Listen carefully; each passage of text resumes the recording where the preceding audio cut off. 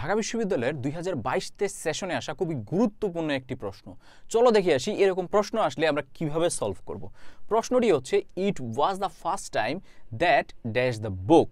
খেয়াল করো এই যে সেন্টেন্সটা এখানে রয়েছে, এই সেন্টেন্সটার দ্যাটের আগে একটা পার্ট, দ্যাটের পরে একটা পার্ট, এবং এই যে দ্যাটের আগের পার্টে আছে হচ্ছে ওয়াজ। মনে রাখবা আমাদের একই সেন্টেন্সে যদি দুইটা ক্লজ থাকে এবং তার মধ্যে একটা যদি পাস্ট ইনডিফিনিট থাকে, খেয়াল করো আমাদের প্রথমটাতে আছে ওয়াজ, আর ওয়াজ দিয়ে এখানে পাস্ট ইনডিফিনিটকে প্রকাশ করেছে।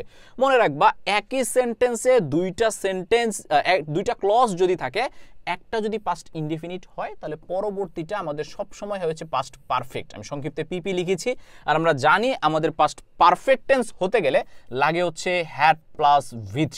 আমরা যদি লক্ষ্য করি এইখানে হ্যাড প্লাস V3 নেই, এইখানে হ্যাড প্লাস V3 নেই, এইখানে হ্যাড প্লাস V3 নেই। তার মানে আমাদের সঠিক আনসার হচ্ছে option number C, I had read.